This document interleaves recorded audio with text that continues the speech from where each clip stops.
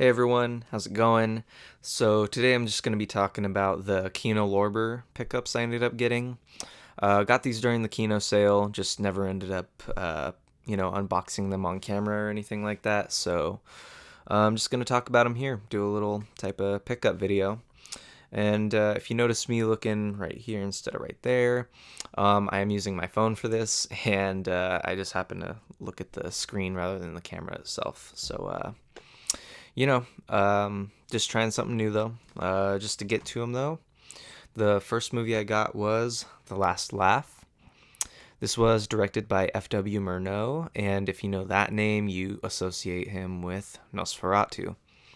This is the only non-horror film that I picked up, and it's amazing.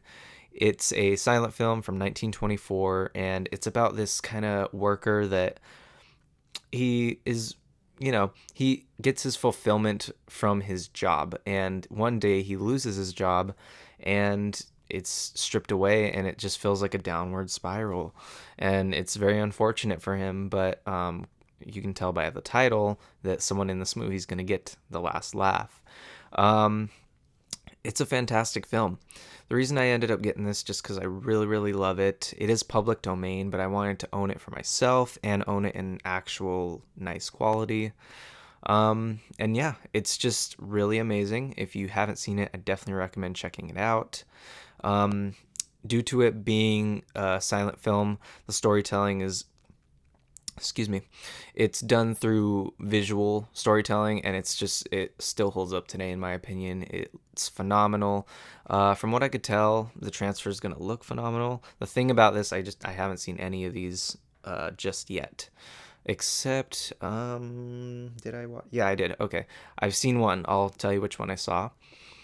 But yeah, I'm excited to see how the transfer looks on this, and if you haven't seen it, definitely check it out.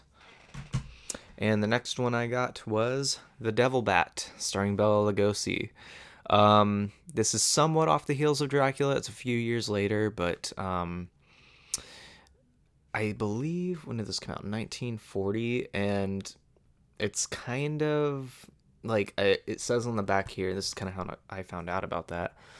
Right after Dracula, a lot of production and like movie studios were shying away from horror and the whole grotesque type of violence thing going on. So he found refuge in a smaller film, The Devil Bat. And I haven't seen this one. This one's actually a blind buy. But Bela Lugosi plays a scientist in here, and he's kind of experimenting on this mutant bat, and that's really all I know about it. The trailer made it look really interesting. Watched the original trailer that they had out for this at the time it came out. It looks pretty good, and the thing about Kino Lorber, as well as just a bunch of boutique labels, they put out older films like this, stuff you wouldn't even think about, you wouldn't see recommended to you on a streaming service. They put them out to Blu-ray in great quality, and they go from the 35 millimeter archival, the film reel, however you say it. And yeah, I just really want to build my collection with a bunch of older movies, stuff I haven't really seen, and stuff that I want to build it like a library essentially. And this is a good one to put there. I really want to start getting more Bela Lugosi, Boris Karloff, and Lon Chaney Jr.'s and a few other things, right? Or maybe it was Lon Chaney, who knows. But yeah, very happy to add this to the collection. And the next one I got was The Cabinet of Dr. Caligari. This one is the one I saw. The transfer looks phenomenal. And this is a Blu-ray disc, but the scan of the film was a 4K scan, and that's what's really making it look amazing. So essentially, it's a Dr. Seuss horror movie. That's how I kind of think of it. Not story-wise, but visually.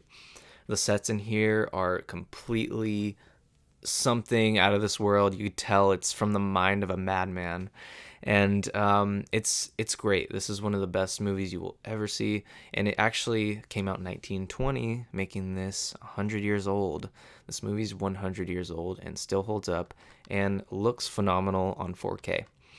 If you haven't seen it, check it out.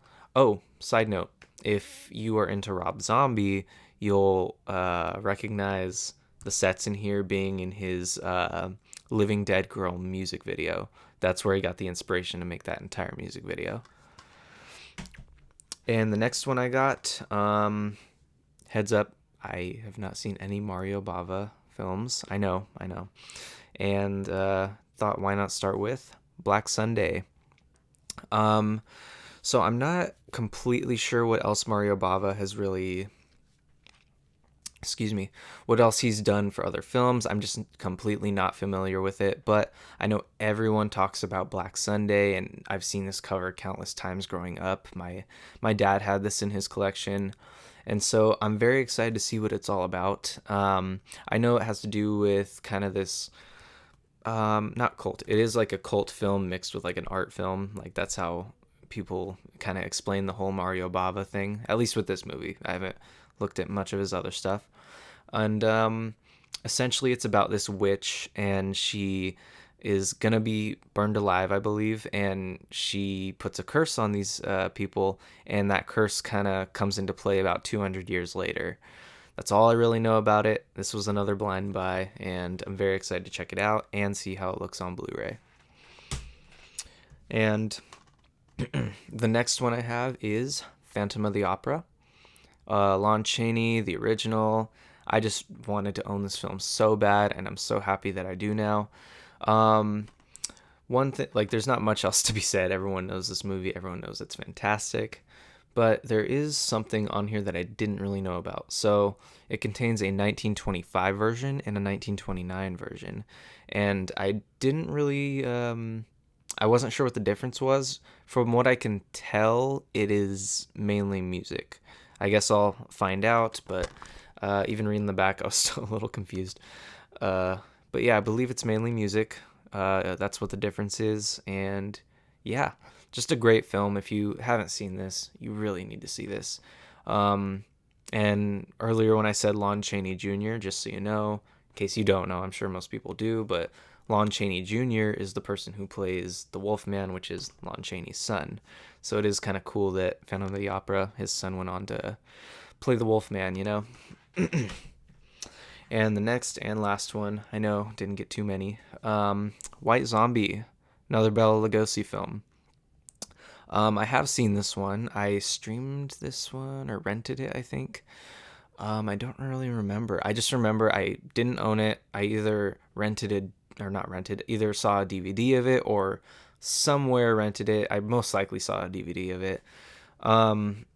And yeah, Bela Lugosi, he's in this weird role and it works so well. It's not a scary monster type of role, and it's not a scientist, somewhat serious role like in The Devil Bat. It's just weird, and I think it works so well. Those kinds of movies are the best ones. This came out in 1932. And it's great. That's all I can really say. And this was before Night of the Living Dead and the zombies we know today. So it's kind of like this hallucinatory type of zombie. They're really cool though. It's a nice, good old film. You know, it's something you put on and enjoy, and it's very atmospheric too for its time. It still holds up a little bit today. I could see why some people may not want to, may not enjoy this one, but I enjoy it, and I'm happy to like add it to the collection. There's the back. I guess I could show you some more of the movies. He's got like a Fu Manchu look to him. He's pretty cool, man. Bela Lugosi really brings that to life. Here, you know what? I'm gonna show you this now. So before I end the video, yeah, I'm just gonna show you what the interior looks like. I don't think there's much to these. I think I showed you that. I think they're all pretty bare bones in terms of interior stuff, but they definitely have a lot to them in terms of films. I think the only one that has something, Cabinet of Dr. Caligari is this. It comes with like a little 2-page booklet. Let's see. And I'll put that in after. As you can tell, I'm very much used to my unboxing type of stuff, so I like to show everything. Here, you know what? I'll put that back in a second. And Devil Bat. Again, pretty bare bones. I have to say, out of all the artwork for these, though, because I know I don't know if they redo the artwork. It might just be they put the older artwork onto it and it just looks like it's redone. But the artwork for these looks amazing, and I have to say the best one is The Last Laugh. Love it. All right. So there you go. Those were all the Kino Lorber pickups that I ended up getting. Not too many this time around, but thought I might as well get a few while the summer sale's going on. And yeah, hope you enjoyed, and I'll see you in whatever I do next.